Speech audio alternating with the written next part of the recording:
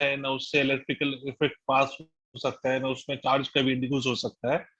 But dielectric material ऐसे material है जिसमें इलेक्ट्रिकल इफेक्ट पास होता है। इलेक्ट्रिकल इफेक्ट पास होने का मतलब कि इसके अंदर चार्ज इंड्यूस हो सकता है, although it also has no free charges, but इसमें चार्ज इंड्यूस होते हैं। ठीक है, तो बेसिकली होता यह है कि डाइलेक्ट्रिक मटेरियल को जब आप एक्सटर्नल फील्ड में रखते हो तो उसके अंदर एक फील्ड प्रोड्यूस हो जाती है, इंड्यूस्ड फील्ड प्रोड्यूस हो जाती है। मतलब मान लो ये डाइलेक्ट्रिक मटेरियल है, ये डाइलेक्ट्रिक स्लैब है, और इस डाइलेक्ट्रिक स्लैब को आपने एक एक्सटर्नल फील्ड में रख दिया, E naught is the external field, और इसमें आपने डाइलेक्ट्रिक स्लैब को रख दिया। तो अगर आप इसमें डाइलेक्ट्रिक स्लैब को रख देंगे, ई नॉट इसमें डाइलेक्ट्रिक स्लैब को रखेंगे, तो इसके अंदर होगा क्या कि इसके अंदर इस वाले सरफेस पे नेगेटिव चार्जेस इंड्यूस हो जाएंगे opposite to the electric field, and in the direction of electric field positive charges induce हो जाएंगे। यहाँ पर माइनस ऑफ सिग्मा आई और यहाँ पर प्लस ऑफ सिग्मा आई। ये इंड्यूस चार्जेस हैं। ये इंड्यूस चार्जेस इसलिए हैं क्योंकि ये कहीं से आए नहीं है ये charges. These charges were already present inside the dielectric, और वो क्या हुआ है, due to the presence of electric field ये दोनों सेग्रीगेट कर गए। मतलब एक तरफ सारे के सारे पॉजिटिव भाग गए और एक तरफ सारे के सारे नेगेटिव भाग गए, बिकॉज पॉजिटिव चार्ज पे फोर्स लगेगा in the direction of field और नेगेटिव चार्ज पे फोर्स लगेगा in the direction opposite to the field, और ये होगा।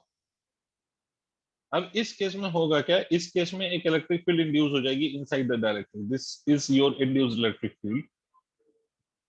ये इलेक्ट्रिक फील्ड इंड्यूस हो जाएगी तो होगा क्या कि सर किसी भी समय पर नेट फील्ड अगर आप डाइलेक्ट्रिक के अंदर लिखें तो डाइलेक्ट्रिक के अंदर जो नेट फील्ड होगा that will be the difference of these two field. एक एक्सटर्नल फील्ड और एक इंटरनल फील्ड, इन दोनों का डिफरेंस होगा। किसी भी टाइम पे net field inside the dielectric will be the difference of E naught minus of E induced. इसका मतलब जिस रीजन में आपने डाइलेक्ट्रिक स्लैब को इंसर्ट किया है उस रीजन की इलेक्ट्रिक फील्ड रिड्यूस हो जाती है, and the net field that you get inside the dielectric medium will be the difference of the external field and that of the induced field। तो इसका मतलब है कि सर इलेक्ट्रिक फील्ड डिक्रीज हो रही है। तो इलेक्ट्रिक फील्ड किसी भी डाइलेक्ट्रिक में कितना टाइम्स डिक्रीज होती है उसको हम कहते हैं डाइलेक्ट्रिक कांस्टेंट। मतलब किसी भी डाइलेक्ट्रिक स्लैब के अंदर इलेक्ट्रिक फील्ड कितना टाइम्स डिक्रीज होती है, that is basically called as dielectric constant. मान लीजिए कि अगर किसी डाइलेक्ट्रिक में इलेक्ट्रिक फील्ड के टाइम्स डिक्रीज हो गई, मतलब ये एक्सटर्नल फील्ड ई नॉट थी और ये अब नेट फील्ड इसके अंदर जो आ रही है वो ई नॉट बाई के आ गई, ई नॉट बाई के। तो अगर net field E naught by के हो गया तो इस केस में हम कहेंगे कि electric field has reduced by K times and this K will be called as dielectric constant.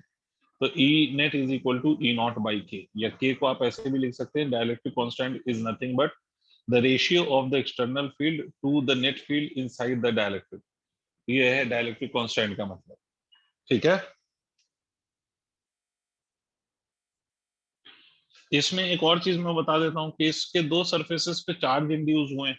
अगर आपसे कोई पूछ ले कि भाई कितना चार्ज इंड्यूस हुआ है इसके दो सरफेसेस पर, तो इसके दो सरफेसेस पर जो चार्ज इंड्यूस हुआ है वो भी आप कैलकुलेट कर सकते हो। कैसे कैलकुलेट करोगे, तो आप देखो ई नेट को आप ऐसे लिख सकते हो, E net is equal to E naught minus of K is equal to E naught minus of E induced, ऐसे लिखा जाएगा। ई नॉट मतलब एक्सटर्नल फील्ड। इसको लिखने के लिए मैं आपको तरीका बता देता हूँ कि मान लीजिए ये कैपेसिटर के दो प्लेट्स हैं जिसपे एक पे पॉजिटिव चार्ज इंड्यूस्ड है और इस दूसरे वाले प्लेट पे नेगेटिव चार्ज इंड्यूस है, ये दूसरे वाले प्लेट पे नेगेटिव चार्ज इंड्यूस है, ये नेगेटिव चार्ज इंड्यूस है। तो इस केस में एक्सटर्नल फील्ड की वैल्यू क्या होगी, अगर कैपेसिटर के दो प्लेट्स हैं और दोनों प्लेट पे एक पे पॉजिटिव चार्जेस हैं और दूसरे प्लेट पे नेगेटिव चार्जेस है, तो इस केस में अगर आपसे पूछ लिया जाए कि भाई इस केस में what will be the value of the external field, तो दो प्लेट जिसपे एक पे पॉजिटिव चार्ज और एक पे नेगेटिव चार्ज हो तो उसके बीच में इलेक्ट्रिक फील्ड की जो वैल्यू होती है वो होती है सिग्मा अपॉन एप्सिलॉन नॉट। क्या होती है sir, sigma upon epsilon naught. दो प्लेट के बीच की जो इलेक्ट्रिक फील्ड होगी that will be equal to sigma upon epsilon naught. इसका मतलब है इसको लिख सकते हैं सिग्मा अपॉन एप्सिलॉन नॉट और ये के एज इट इज, यहाँ पर हम लिख सकते हैं sigma upon epsilon not. Induce को हम क्या लिख सकते हैं, तो अंदर जो चार्ज इंड्यूस हुआ है वो है sigma induced divided by epsilon not. इसको भी आप चार्ज शीट की तरह ट्रीट करेंगे तो ये ऐसे लिखेंगे। तो इसको हम ऐसे लिख सकते हैं सर, सिग्मा एप्सिलॉन नॉट से एप्सिलॉन नॉट हर जगह कैंसिल हो गया, sigma induced can be written as equal to sigma minus of sigma by K. तो सिग्मा इंड्यूस की वैल्यू कितनी हो जाएगी, सिग्मा इंड्यूस की वैल्यू हो जाएगी sigma into 1 minus of 1 by के। This is the value of the charge induced on the two surfaces of the dielectric slab। Dielectric slab के दो सरफेसेस पे जो चार्ज इंड्यूस की वैल्यू होगी that will be equal to sigma induced into sigma is equal to sigma into 1 minus of 1 by k where k is dielectric constant. अच्छा sir, इसमें मैं further ऐसे भी कह सकता हूँ कि चार्ज डेंसिटी जो होती है वो चार्ज डिवाइडेड बाय एरिया होती है। तो charge induce divided by surface area is equal to charge divided by surface area into 1 minus of 1 by k, provided कि आपके डाइलेक्ट्रिक स्लैब का सरफेस एरिया और प्लेट का सरफेस एरिया अगर same हो तो आप इस बात को ऐसे लिख सकते हैं कि चार्ज इंड्यूस, तो आप लिख सकते हैं charge induce divided by area, और ये जो प्लेट पे जो सरफेस चार्ज डेंसिटी है उसको आप लिख सकते हैं sir charge on this plate divided by the area, ये ऐसे लिखा जा सकता है। ठीक है, तो इसको आप ऐसे लिख सकते हैं एरिया से एरिया खत्म हो गया तो चार्ज इंड्यूस बराबर charge multiplied by 1 minus of 1 by q, ये आपका, ये आपकी वैल्यू आएगी चार्ज इंड्यूस की। बट ये फॉर्मूला तभी एप्लीकेबल है, ये फॉर्मूला आपका तभी एप्लीकेबल है जब आपका surface area of the plate and the dielectric slab are same. अगर ये दोनों सेम नहीं है तो फिर ये फॉर्मूला वैलिड नहीं है। ठीक है, ये तभी तक एप्लीकेबल है जब तक दोनों का surface area whether it be the plate and whether it be the dielectric slab दोनों का सरफेस एरिया सेम है। हो गया भाई।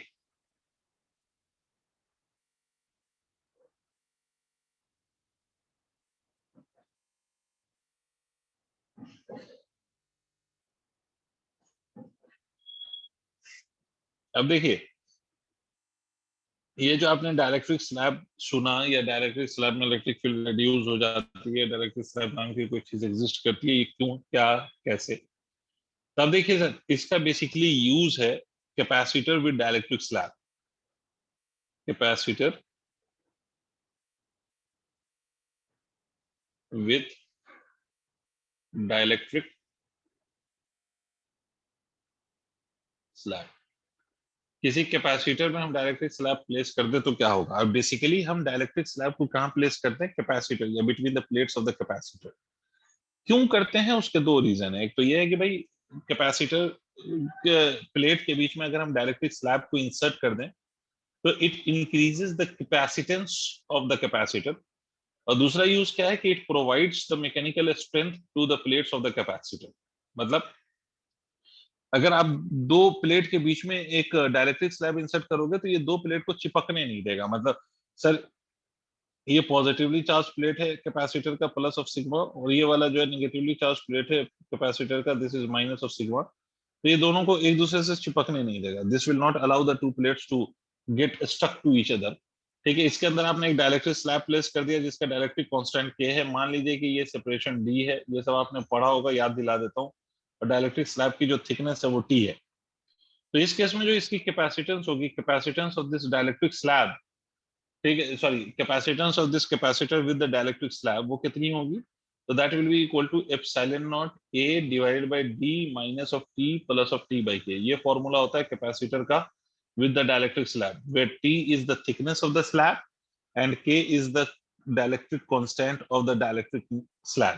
ठीक है, दूसरी चीज सर, अगर इसी में मान लीजिए कि if D is equal to T हो जाए, इसका मतलब है कि the whole of the separation is filled with the dielectric slab, पूरे आप एरिया में आप dielectric slab इंसर्ट कर दें, the whole of the separation is filled with the dielectric slab। अब ये कर दें कि आपने पूरे सरफेस मतलब एरिया में आपने डाइलेक्ट्रिक स्लैब प्लेस कर दिया और डाइलेक्ट्रिक कांस्टेंट के, तो कैपेसिटेंस की वैल्यू क्या होगी, कैपेसिटेंस की वैल्यू हो जाएगी epsilon naught A divided by D minus of T की वैल्यू अब डी के बराबर हो गई, टी और डी बराबर हो गए क्योंकि आपने पूरे में डाइलेक्ट्रिक स्लैब इंसर्ट कर दिया, तो टी हो या डी हो आपस में इक्वल हो गए, तो D minus D plus of D by.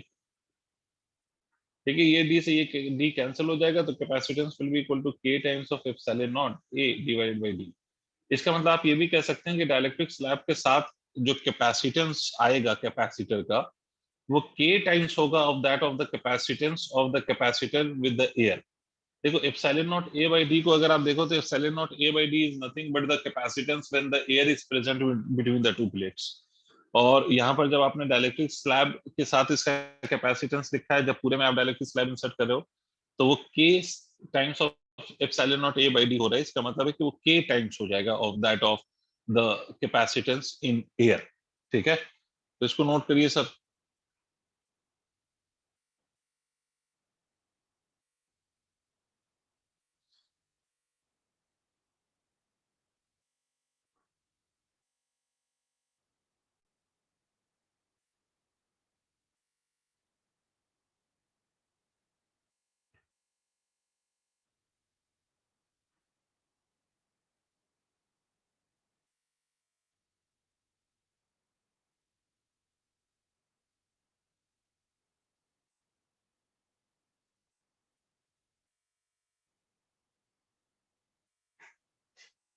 चलिए सर, अब देखिए, अब दूसरी बात देखिए कि इसमें डायरेक्टरी स्लैब अगर हम इंसर्ट कर देते हैं, तो अब इस केस में देखो एक स्लैब भी इंसर्ट हो सकता है और you can insert more than one slab.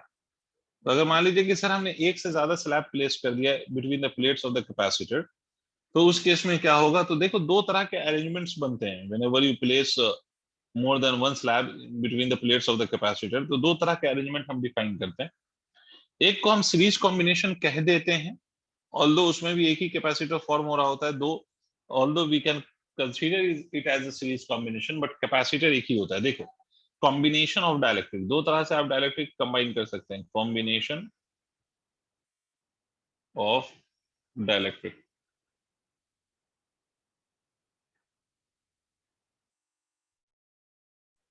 Dielectric का कॉम्बिनेशन, तो एक तो तरीका ये है कि भाई आपकी ये दो प्लेट्स ऑफ द कैपेसिटर हो, और इन दो प्लेट्स ऑफ द कैपेसिटर में एक डायलेक्ट्रिक स्लैब आपने ये प्लेस कर दिया मान लीजिए, जिसकी थिकनेस T1 है, ये दूसरा डायलेक्ट्रिक स्लैब आपने प्लेस कर दिया जिसकी थिकनेस T2 है, एंड सो ऑन। इस तरह से you have placed in number of dielectric slab between the plates of the capacitor. ये T1 है, ये T2 है, अप टू Tn, है ना। तो और ये दो प्लेट के बीच का जो सेपरेशन है that obviously will be D। तो यहाँ पर अगर मैं पहली बात तो आपसे ये पूछूं कितने कैपेसिटर हैं, तो रिमेंबर कि there is only one capacitor, because एक कैपेसिटर सर कैसे, तो एक कैपेसिटर इसलिए because capacitor forms between the two conducting plates, और यहाँ पर दो ही कंडक्टिंग प्लेट है सर, और कंडक्टिंग प्लेट्स दो हैं, तो कैपेसिटर कितना बनेगा, एक ही बनेगा। डजेंट मैटर, आप उसके बीच में चाहे जितनी मर्जी उतने की डायलेक्ट्रिक स्लैब इंसर्ट कर दीजिए, उससे कोई फर्क नहीं पड़ेगा। कैपेसिटर यहाँ पर कितना है, एक ही है। तो इसके कैपेसिटेंस को लिखने का दो तरीका है। एक तो तरीका ये है कि आप इसको ऐसे लिख दीजिए, epsilon naught A divided by D as it is T. तो यहाँ लिख दीजिए आप T1 plus of T2, T2 है, ठीक है, अप टू Tn तक जाएगा ये, T2 प्लस ऑफ कहां तक, प्लस ऑफ Tn, ठीक है, plus of T1 by K1 plus of T2 by K2 and so on. इसी तरह से आप लिख सकते हैं up to Tn by K। तो एक बात तो ऑब्वियस है सर, यहाँ पर इस सारे T का सम इस D से आप कैंसिल कर सकते हो। तो सबको कैंसिल कर दोगे तो कैपेसिटेंस की वैल्यू कितनी हो जाएगी, epsilon naught A divided by T1 by K1 plus of T2 by K2 and so on and so fourth. इस तरह से आप लिख सकते हो, दिस इज द कैपेसिटेंस। ये आपका कैपेसिटेंस होगा,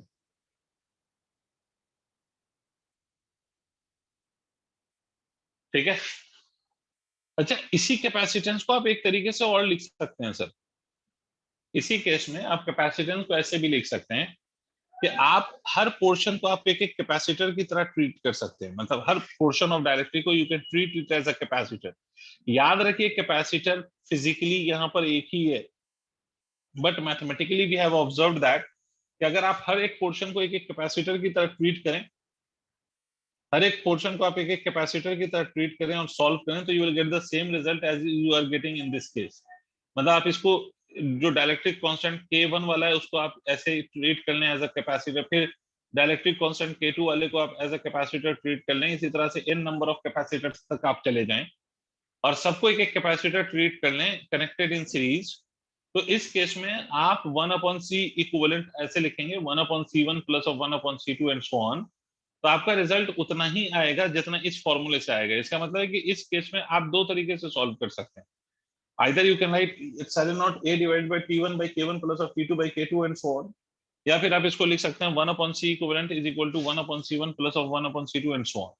दो तरीका है सॉल्व करने का, दो तरीके से आप कोई सा भी method you can apply any of the method, ठीक है, जो भी आपको अच्छा लगता हो, और उससे आप इसके कैपेसिटेंस को कैलकुलेट कर सकते हैं, ठीक है। जैसे अगर मान लीजिए कि सर मैं आपसे एक एग्जांपल के तौर पे बात करूं कि मैं आपसे कहूं कि साहब ये दो प्लेट्स ऑफ द कैपेसिटर हैं और यहाँ पर डायलेक्ट्रिक स्लैब है K1 और डायलेक्ट्रिक कांस्टेंट K1 और यहाँ पर डायलेक्ट्रिक कांस्टेंट K2, ठीक है। सच दैट मान लीजिए कि इसके जो थिकनेस है दैट इज D/2 और ये पूरे प्लेट का सेपरेशन जो है ये D है, और मान लीजिए इसका जो surface area let that be A। तो आप क्या कर सकते हैं, इन दोनों को आप एक एक कैपेसिटर की तरह ट्रीट कर सकते हैं। मतलब ये है कि सर आप इसकी कैपेसिटेंस को C1 मान लीजिए और इसके कैपेसिटेंस को C2 मान लीजिए, तो आप लिख सकते हैं 1/c equivalent is equal to 1/c1 plus of 1/c2, ठीक है। तो C1 को 1/c1, C1 की वैल्यू क्या लिख सकते हैं, आप सोचो इंडिविजुअली कि ये ऐसा कोई कैपेसिटर हो जिसमें डायलेक्ट्रिक कांस्टेंट K1 हो और जिसके बीच प्लेट के बीच का सेपरेशन D/2 हो और एरिया A हो, तो कैपेसिटेंस क्या लिखा जाएगा, तो कैपेसिटेंस लिखा जाएगा K1 1/k1 times of epsilon naught a by d/2, ठीक है, plus 1/k2 epsilon naught a divided by d/2। अब इसको आप सॉल्व करेंगे, तो इसको सॉल्व करेंगे तो आपका d/2 बाहर आ जाएगा, एप्सिलॉन नॉट a बाहर आ जाएगा, ये वाला आ जाएगा सर 1/k1 प्लस 1/k2, जो भी सॉल्व करके आए वो फाइनली इसका आंसर होगा। ठीक है, तो इसको आप दो कैपेसिटर इन सीरीज की तरह ट्रीट कर सकते हो, although physically it is only one capacitor, but mathematically we can treat it as two individual capacitor connected in series.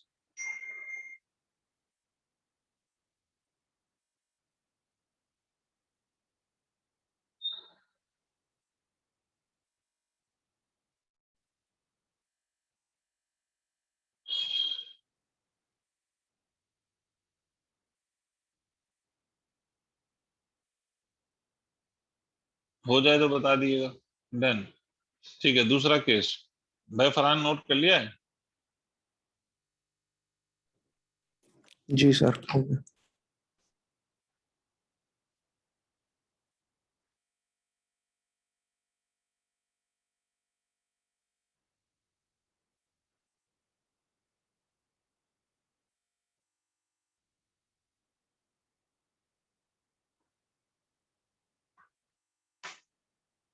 इसी का दूसरा केस पैरेलल कॉम्बिनेशन।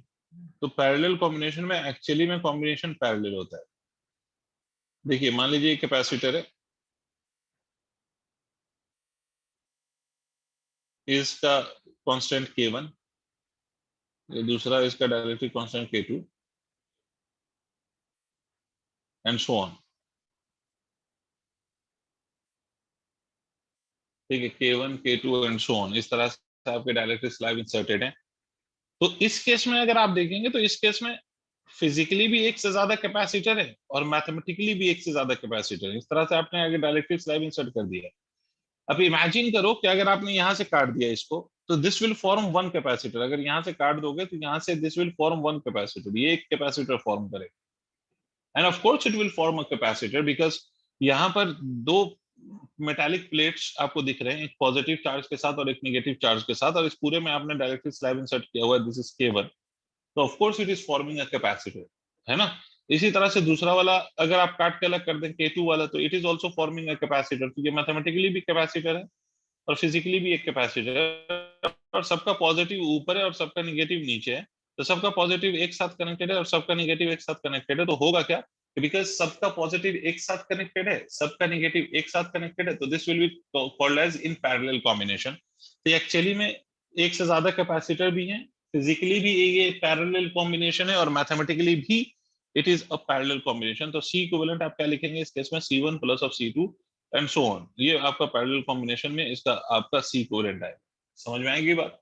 ठीक है, अब सी इक्विवेलेंट में C1 कैसे लिखा जाएगा, तो भाई आप देखिए अगर n नंबर ऑफ स्लैब्स हैं तो यहाँ पर इसकी जो एरिया होगी वो A/n हो जाएगी, इसकी एरिया A/n हो जाएगी। अगर n नंबर ऑफ स्लैब्स हैं और पूरे प्लेट की एरिया A है, तो हर स्लैब का जो एरिया होगा वो A/n होगा। भाई मान लीजिए कि आप कह रहे हैं ये प्लेट है, ये पूरी प्लेट का एरिया A है, और मैं आपसे कह रहा हूँ कि पहला वाला जो स्लैब है वो इतनी एरिया ऑक्यूपाई कर रहा है, इतनी एरिया ऑक्यूपाई कर रहा है, तो ये एरिया कितना होगा, और ऐसे ऐसे n स्लैब्स है, तो ये एरिया कितना होगा, तो ऑब्वियसली बात है टोटल एरिया A है और n नंबर ऑफ स्लैब्स हैं, तो एक का जो एरिया होगा वो A/n होगा। तो दैट इज वाई मैंने आपसे बोला कि A/n वो वैसे सिचुएशन के अकॉर्डिंग आप लिख सकते हैं। अब जैसे मैं एक एग्जांपल ले लूं, अगर मैं आपसे कहूं कि सर आपके यहाँ पर ये ऐसे, ये ऐसे, ये K1 है, ये K2 है, और आपसे बोला गया कि दिस एरिया इज A/2, ठीक है, और separation between the plate is D, this area is also A/2।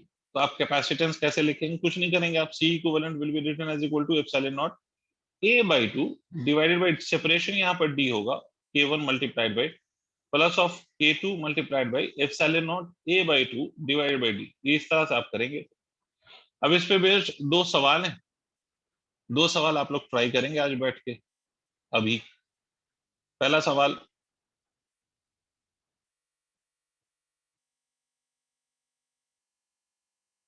ये K है, ये 2K है, और ये K/2। एरिया इज A/2, इधर एरिया इज A/2, इधर separation is D/2, separation is D. ये पहला क्वेश्चन, ये भी ट्राई करो। दूसरा क्वेश्चन इस प्रकार से,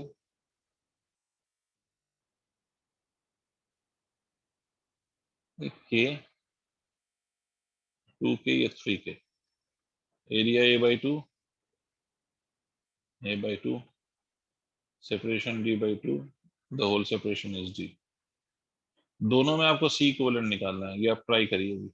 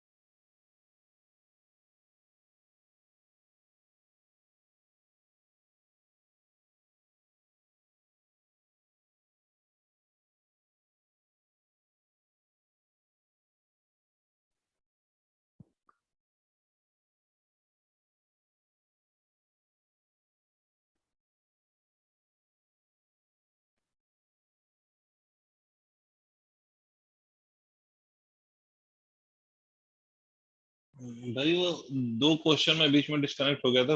ये दो क्वेश्चन आप लोगों को मैंने दिया था शायद। आप लोग मुझे बताएं कि क्या क्या क्वेश्चन थे। देखो मैं ड्रॉ कर रहा हूँ। आप लोगों ने कुछ करा या नहीं करा इसमें। एक तो शायद आपका ये था, ये के, ये शायद 2 के और ये k/2 ऐसा था। और यहाँ पर इसकी एरिया a/2। अब मुझे बताइएगा आप लोग इसको कैसे सॉल्व करेंगे, how we will solve this part. ये आपने d/2 कर दिया, ये d/2, ये एरिया a/2, ये एरिया a/2।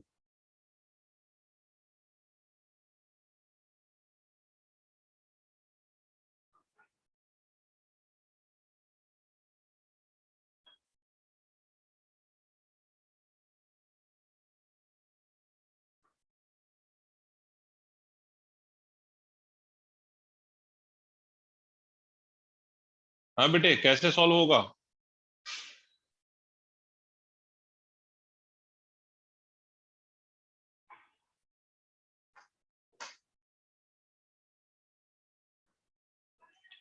भाई पहली बात तो ये है कि सर ये वाला जो पोर्शन है और ये वाला पोर्शन कैसे कनेक्टेड है। अच्छा फातिमा का आंसर आ गया, चलो मैं भी देखता हूँ फिर आंसर क्या आता है। सर पहली बात तो ये कि इसमें जो दो पोर्शंस आपको दिखाई दे रहे हैं, ये राइट वाले दो portions, yes very good Fatima, they are connected in series without any doubt, these two portions are connected in series. तो इसका कैपेसिटेंस अगर मान लो कि मैं C1 मान लूं और इसका कैपेसिटेंस C2 मान लूं, तो C1 और C2 अगर मैं मान लूंगा तो इसके कैपेसिटेंसेस की वैल्यू क्या लिखेंगे। तो C1 की वैल्यू पहले पहले वैल्यू लिख लेते हैं। C1 लिखेंगे आप 2k/0 a/2 divided by d/2। 2 से 2 कैंसिल हो गया तो ये इसको आप लिख सकते हैं 2k/0 a/d। इसी तरह से सर C2 अगर आप लिखेंगे, C2 क्या होगा, तो sir C2 will be equal to k/2 epsilon naught a/2 divided by again d/2। फिर से ये 2 से ये वाला 2 कैंसिल, तो ये हो जाएगा sir k times of epsilon not a/2d, ये आएगा। अब ये दोनों सीरीज में है तो इन दोनों का सी इक्विवेलेंट अगर आप लिखोगे तो this will be written as C1 into C2 divided by C1 plus of C2। तो C1 C2 अगर आप लिखेंगे तो इसको आप ऐसे भी लिख सकते हैं 2k epsilon naught a/d plus of k times of epsilon not a/2d, sorry multiplied by, नीचे आप लिखेंगे दोनों का प्लस करेंगे तो दोनों को अगर आप ऐड करेंगे तो k एप्सिलॉन नॉट a/d आप कॉमन ले सकते हो। मैंने डायरेक्टली कॉमन ले लिया है, ये कॉमन ले सकते हो और बचेगा क्या ब्रैकेट में 2 + 1/2, ये बचेगा। ये k upon epsilon naught a/d, ये और ये k upon epsilon naught a/d ये कैंसिल हो जाएगा। तो आप फाइनली यहां से क्या लिख सकते हैं, finally you can write it as equal to 2k epsilon naught a/d। ये जो रिजल्ट है नीचे, this will be equal to 5/2। समझ रहे हो आप लोग। तो ये कितना आ जाएगा, this will be equal to 4k epsilon naught a/5d। भाई सिंप्लीफिकेशन देख लेना, मास्टर कोई गलती ना करे। ये वाला C3, इसको अगर मान लो C3 तो इसके साथ ये पैरेलल में है, तो C इक्विवेलेंट डैश अगर आप लिखेंगे तो ये जो रिजल्ट आया 4k epsilon naught a/5d, this will be in parallel with the third one which is C3। C3 वाला जो पैरेलल में है उसको अगर आप देखें तो उसका कैपेसिटेंस कितना होगा, k times of epsilon naught a/2 divided by d। समझे। अरे भाई बताओ यहां तक समझे आप लोग। 2d था, कहां पर 2d था फातिमा।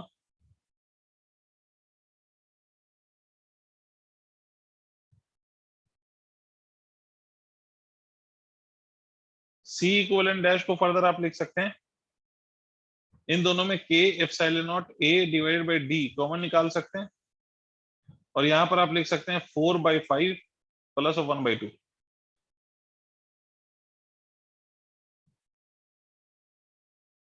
2d था तो ये मैंने खत्म कर दिया।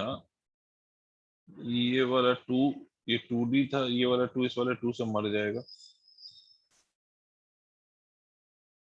अच्छा, ये वाला 2 इस वाले 2 से मर गया, ये 4 नहीं आएगा तो फिर 2 आ जाएगा।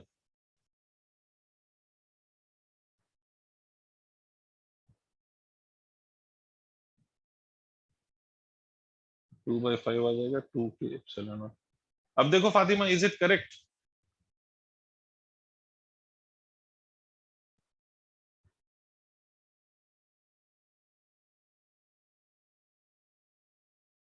ठीक है,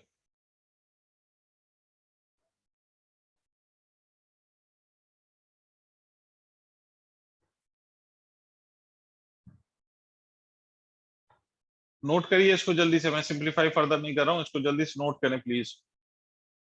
डन, ठीक है, आगे देखो। एक दूसरा जो क्वेश्चन दिया था उसको सुनो अब। एक दूसरा क्वेश्चन मैंने ये दिया था कि ये प्लेट है, ये प्लेट है, यहाँ से ये ऐसे और यहाँ से ये ऐसे, और ये शायद मैंने लिखा था के, और ये 2K, और this word is equal to 3K। ठीक है, और ये वाला जो एरिया है दिस इज a/2, और ये वाले जो सेपरेशन हैं दिस इज d/2। ठीक है, ये a/2 और ये सेपरेशन d/2। मुझे पहले बताओगे, अगर मैं इसको चलो एक कैपेसिटर मान लेता हूँ C1 और इसको मैं कैपेसिटर मान लेता हूँ C2, तो ये C1 और ये C2 कैसे कनेक्टेड है? How are these two connected, series और parallel? How these two are connected, series और parallel? Expected answer was parallel, but याद रखिए कि ये पैरेलल कॉम्बिनेशन नहीं है। ठीक है, पैरेलल, फरहान फरहान भाई, ये पैरेलल नहीं है। मैं बताता हूँ कैसे। मैंने आपसे बोला था कि पैरेलल में एक्चुअली में दो कैपेसिटर फॉर्म होते हैं, दो द टू कैपेसिटर्स जो फॉर्म हो रहे हैं they shares the two plates of the capacitor. वो क्या करते हैं, they shares plates of the capacitor. मतलब जैसे ये आपने एक डॉटेड लाइन लिया है ना, ये आपने एक डॉटेड लाइन लिया है, it is not the plate. Plate तो ये वाला और ये वाला है। अगर ये वाला प्लेट है तो मुझे एक बात बताओ, ये डॉटेड लाइन अगर मैं ले लूं तो यहाँ पर इस प्लेट पे पॉजिटिव चार्जेस है, ठीक है। यहाँ से अगर आप इसको काटोगे और इसको भी यहाँ से काटोगे तो यहाँ पर दूसरा मेटेलिक प्लेट थोड़ी ना है।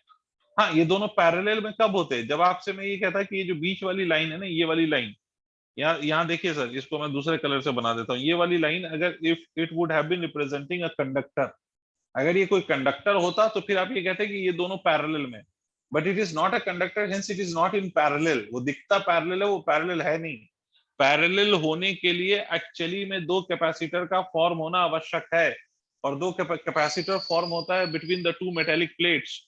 ये जो रेड वाली डॉटेड लाइन आपको दिखाई दे रही है, ये वाली line, it is not representing any metal और एनी मेटालिक सरफेस।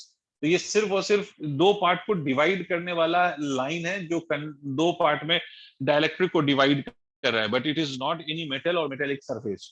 समझे आप मेरी बात? तो hence this is not in parallel. वो दिखता है बट आप अक्सर गलती करोगे, तो इसलिए सुन लो कि this is not in parallel. तो फिर सर इसको कैसे सॉल्व करेंगे? तो इसको सॉल्व करने का तरीका मैं बता रहा हूँ। इसको सॉल्व करने के लिए हम करेंगे क्या, हम इस लाइन को अगर मान लो एक्सटेंड कर दें, अगर मैं इसको नीचे तरफ एक्सटेंड कर दूं तो मैं कह सकता हूँ ये डायरेक्ट्रिक 3K को मैंने दो पार्ट में अलग अलग कर दिया। अब ये मत कहना कि 3K को अगर मैं दो इक्वल पार्ट में डिवाइड करूंगा तो दोनों का जो डायलेक्ट्रिक वैल्यू है वो 1.5K हो जाएगी, ऐसा नहीं होगा भाई। मैं आपसे कह रहा हूँ कि इस पूरे का डायलेक्ट्रिक कांस्टेंट 3K है। अगर इसको आधा भी कर दूंगा तब भी इस आधे का भी डायलेक्ट्रिक कांस्टेंट 3K होगा और इस आधे का भी डायलेक्ट्रिक कांस्टेंट 3K होगा। ज्योमेट्रिकली ये दो पार्ट में डिवाइड होगा ना, बट ज्योमेट्रिकली, बट इसको अगर आप इसके इसके फिजिकल व्यू को देखो तो फिजिकली तो ये दोनों वही डायलेक्ट्रिक है भाई। जैसे फॉर एग्जांपल अगर मान लीजिए कि ये गिलास है और गिलास का रिफ्रैक्टिव इंडेक्स 1.5 होता है, याद करिए क्लास 10th, रिफ्रैक्टिव इंडेक्स 1.5। तो अगर मैं इस गिलास को दो पार्ट में डिवाइड कर दूंगा तो it will remain as a glass, और दोनों पार्ट का जो रिफ्रैक्टिव इंडेक्स होगा वो 1.5 ईच होगा। दोनों पार्ट का जो रिफ्रैक्टिव इंडेक्स होगा वो 1.5 ही रहेगा, वो कोई 2 थोड़ी ना हो जाएगा, या 1.5 का हाफ तो नहीं हो जाएगा। हाँ, ये कह सकता हूं मैं ज्योमेट्रिकली उसका लेंथ और ब्रेथ जो होगी वो हाफ हो जाएगी। तो ये 3K और ये 3K, ठीक है। इसको मान लो ये C3 कह देता हूं, तो ये भी, इसको मैं C4 कह देता हूं मान लो समझने के लिए।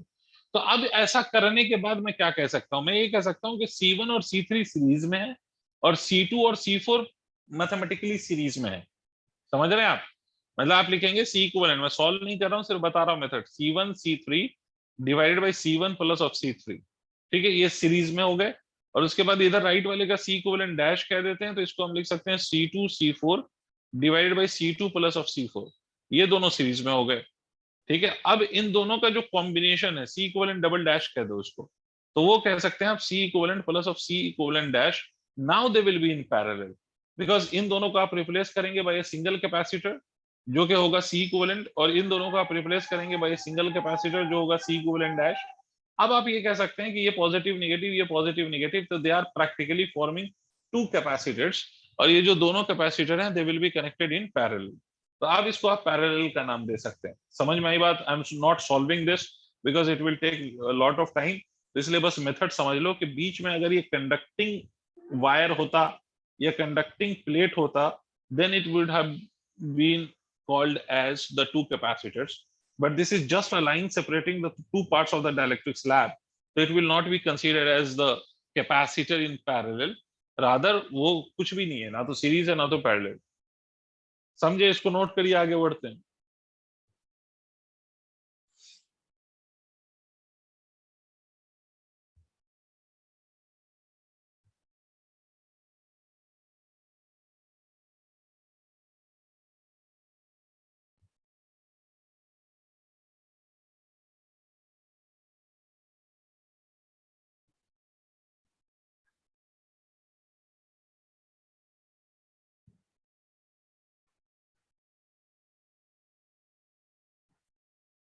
हो गया? अब देखिए सर, कुछ बातों को और समझ लीजिए। जब आप डाइलेक्ट्रिक स्लैब इंसर्ट करते हैं तो कुछ parameters and that changes in a capacitor, और कुछ पैरामीटर से जो चेंज नहीं होता। पहले तो आप ये समझिए कि डाइलेक्ट्रिक स्लैब को दो तरह से इंसर्ट किया जाता है। एक तो तरीका ये है कि you keep the battery connected across the capacitor plates and then you insert the slab, या you disconnect the battery from the capacitor and then you insert the slab. तो दो तरीका है। मान लीजिए पहला तरीका ये है कि सर आप के ये दो प्लेट्स ऑफ द कैपेसिटर है और यहाँ से आप किसी डाइलेक्ट्रिक स्लैब को आप इंसर्ट कर रहे हो, यहाँ पर किसी डाइलेक्ट्रिक स्लैब को आप इंसर्ट कर रहे हो, किसी डाइलेक्ट्रिक स्लैब को आप इंसर्ट कर रहे हो, और डाइलेक्ट्रिक स्लैब का डाइलेक्ट्रिक कांस्टेंट K है, and you don't have any battery और the cell connected to this capacitor. आपने कोई सेल या बैटरी कनेक्ट नहीं करा रखा है या कर रखा है, और मैं ये इस केस में ये अस्यूम करूंगा कि यहाँ पर जो D की वैल्यू है, D is exactly equal to T। D जो है ना आपका separation between the two plates, वो exactly thickness of the slab के बराबर है, ये मैं मान के चल रहा हूँ। तो इसमें क्या क्या पैरामीटर्स चेंज होते हैं और क्या पैरामीटर्स चेंज नहीं होते हैं। तो सबसे पहली चीज, whenever you will insert the slab like this, यहाँ पर कोई सेल आपने कनेक्टेड नहीं रखा है। देखो, सेल का बेसिक काम है it maintains the potential difference. अगर आपने सेल कनेक्टेड नहीं रखा है तो it will not maintain any potential difference, it is not going to maintain any potential difference. तो कोई पोटेंशियल डिफरेंस सेल मेंटेन नहीं करेगा क्योंकि सेल है ही नहीं। तो व्हेनेवर, अगर मान लीजिए कि इनिशियल पोटेंशियल वाज V, तो final potential will reduce K times and it will become V by K। तो जब आप विदाउट कनेक्टिंग द बैटरी और द सेल, जब आप स्लैब इंसर्ट करते हो तो आपका जो पोटेंशियल है वो K टाइम्स कम हो जाता है, एंड साथ साथ इलेक्ट्रिक फील्ड भी, इनिशियल इलेक्ट्रिक फील्ड अगर E है तो final electric field will become E by K। The electric field as well as the potential both reduces K times, ठीक है, when there is no cell connected। तीसरा point sir, तीसरा point capacitance क्या होगा। अगर initial capacitance C है तो final capacitance क्या होगा, तो final capacitance will become equal to K times of C। मतलब कैपेसिटेंस K टाइम्स बढ़ेगा। उसका कारण क्या है, कैपेसिटेंस K टाइम्स इसलिए बढ़ता है बिकॉज पोटेंशियल K टाइम्स कम हो गया, क्योंकि आप जानते हो general formula for capacitance is charge divided bye potential. अगर आप पोटेंशियल को K टाइम्स रिड्यूस करोगे कीपिंग द चार्ज सेम, तो capacitance will become K times. इसलिए आपका जो कैपेसिटेंस है वो K टाइम्स हो जाएगा। चौथा पॉइंट क्या है आपका, चौथा पॉइंट है कि इनिशियल चार्ज अगर Q है तो फाइनल चार्ज की जो वैल्यू होगी वो फाइनल चार्ज कितना होगा, that will also become equal to K times, sorry, final charge कितना होगा, तो final charge will remain as Q।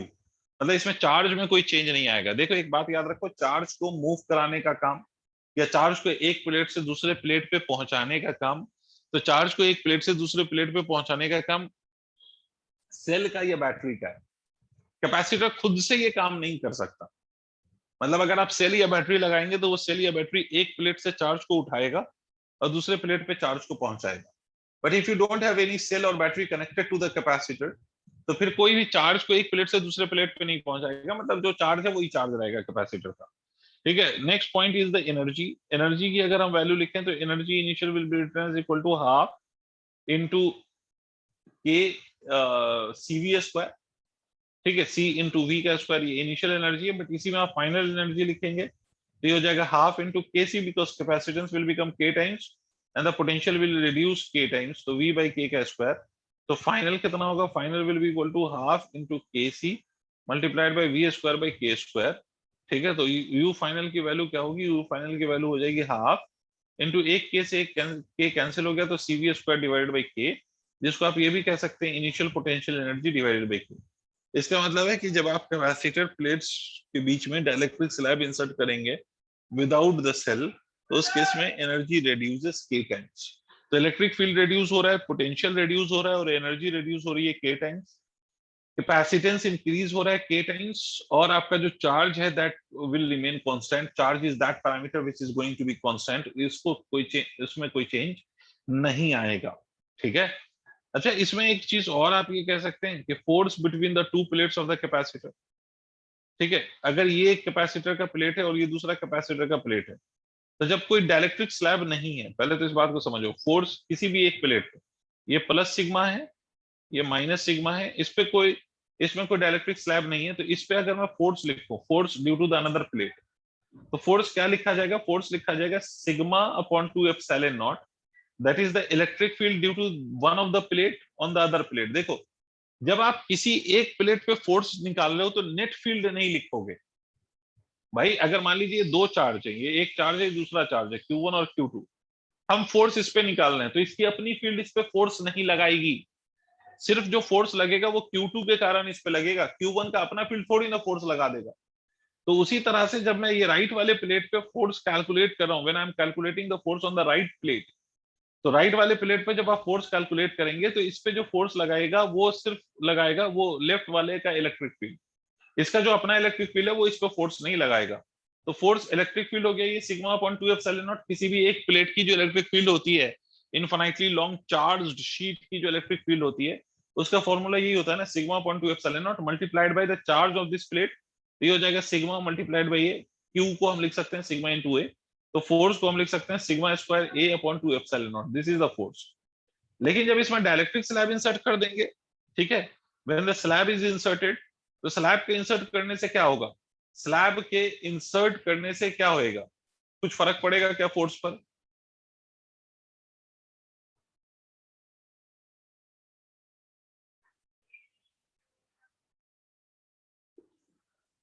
Slab के इंसर्ट करने से फोर्स पे कोई फर्क पड़ेगा?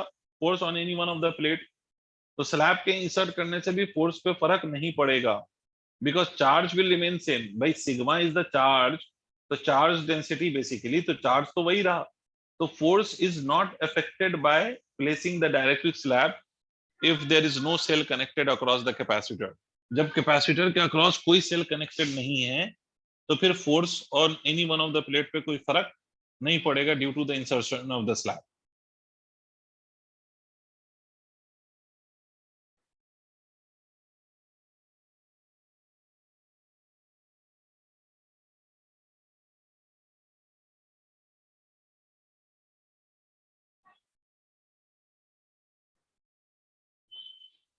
अब देखिए इसी में अगर आप मान लीजिए कि डाइलेक्ट्रिक स्लैब इंसर्ट कर रहे हैं आप फिर से, और इस बारी जब आप डाइलेक्ट्रिक स्लैब इंसर्ट कर रहे हैं तो you have kept the battery और the cell connected across the capacitor. ये पॉजिटिवली चार्ज प्लेट, ये नेगेटिवली चार्ज प्लेट, और पूरे में आपने डायरेक्टली स्लैब इंसर्ट करना है such that K T is exactly equal to D, और इसके अक्रॉस आपने सेल कनेक्टेड रखा है। तो अब क्या क्या पैरामीटर्स पे फर्क पड़ेगा और किस पैरामीटर पे फर्क नहीं पड़ेगा?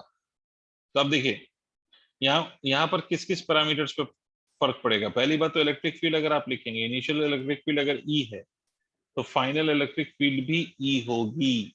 The electric field will not change because the cell will make the electric field constant across the plates of the capacitor। दूसरा, initial voltage across the capacitor अगर V है तो फाइनल वोल्टेज भी V होगा।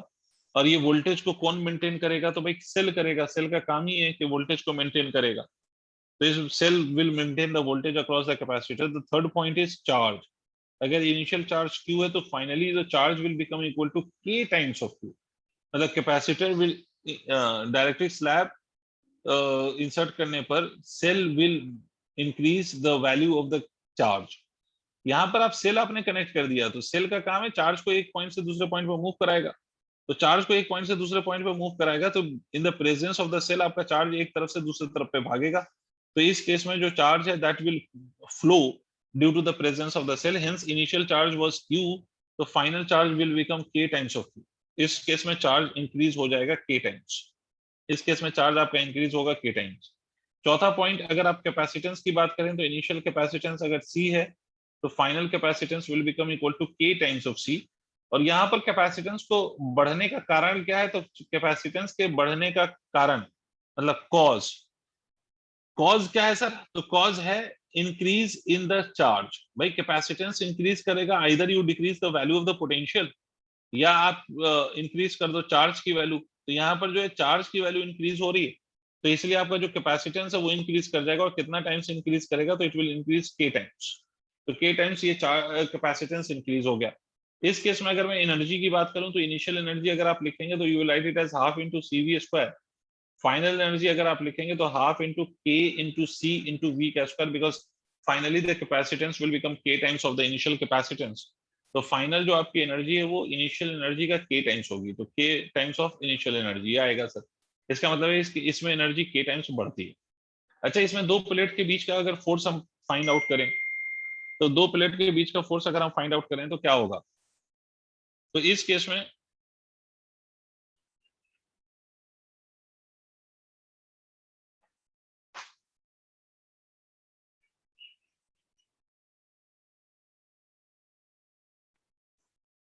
अब इस केस में देखिए, अगर दो प्लेट्स हैं और दो प्लेट के बीच अगर आप फोर्स निकालेंगे, तो अभी आपने फोर्स देखा था, दो प्लेट मतलब किसी भी प्लेट पे जो फोर्स था वो कितना था, तो दैट वाज सिग्मा स्क्वायर।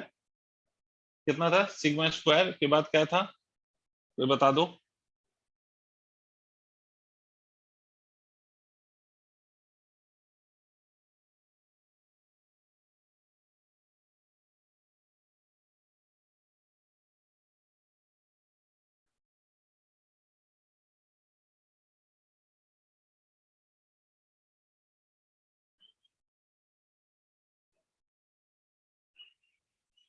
अरे कितना था सिग्मा स्क्वायर, फोर्स क्या लिखा था, sigma square A divided bye twice of epsilon not be. पता नहीं ये छोटी कह रही है तो मैं मान लेता हूँ। अच्छा, इस केस में सिग्मा स्क्वायर को मैं ऐसे भी लिख सकता हूँ, सिग्मा इसका मतलब सिग्मा को हम लिख सकते हैं चार्ज डिवाइडेड बाय एरिया। तो Q square by A square multiplied by A divided by twice of epsilon naught A into, sorry twice of epsilon not into D. एक ए से एक ए कैंसिल हो जाएगा, तो फोर्स की जो वैल्यू आएगी that will be equal to कितना, तो force will be equal to Q square divided by twice of epsilon naught D. D नहीं था, तो डी नहीं था, Q square divided by two epsilon naught. अब जब आप इसके अंदर सेल कनेक्ट कर देते हैं, सेल लगा देते हैं, तो फाइनली फोर्स क्या होगा, फोर्स का फाइनल वैल्यू, तो चार्ज के टाइम्स हो गया, तो चार्ज जो क्यू था वो के क्यू हो जाएगा divided by two epsilon naught. इसका मतलब क्या हो गया, ये के square times of Q square divided by two epsilon naught. इसका मतलब स्लैब रखने पर जो आपका फोर्स है वो के square times of initial force हो जाएगा। मतलब यहाँ पर फोर्स बढ़ेगा, और कितना टाइम्स बढ़ेगा, के स्क्वायर टाइम्स।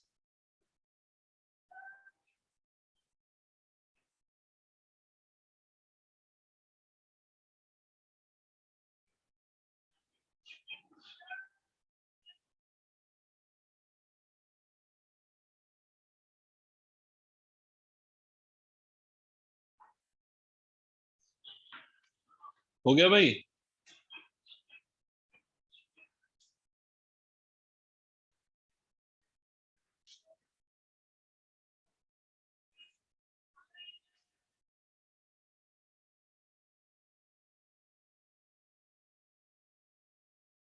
लिख लिया सर।